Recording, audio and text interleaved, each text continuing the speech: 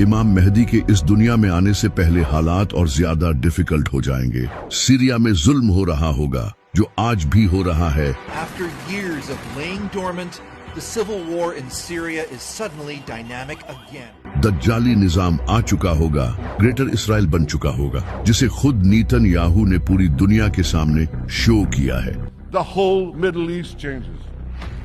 We tear down the walls of enmity.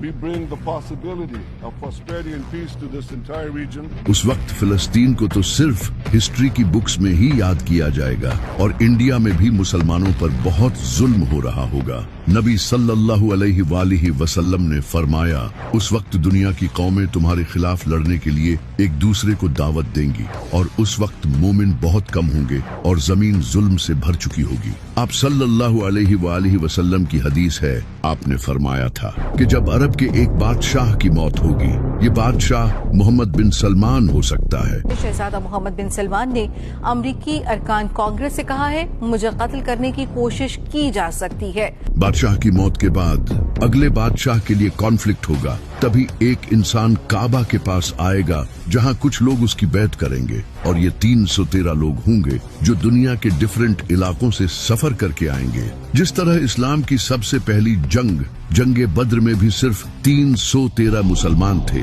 जिसके बाद इस्लाम का एक नया चैप्टर शुरू हुआ, इसी तरह इमाम मेहदी के साथ भी उनके 313 खास साथी होंगे जो नेक, इंटेलिजेंट, स्ट्रॉन्ग और परहेजगार होंगे।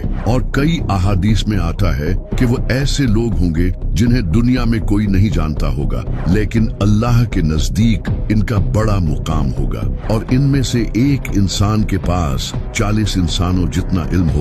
और ये सिर्फ लीडर्स ही नहीं होंगे बल्कि कमांडर्स, स्कॉलर्स और थिंकर्स होंगे। जब ये लोग इमाम मेहदी के हाथ पर बैत करेंगे तो इसके बाद वो इमाम मेहदी की एक फौज बनाने में मदद करेंगे।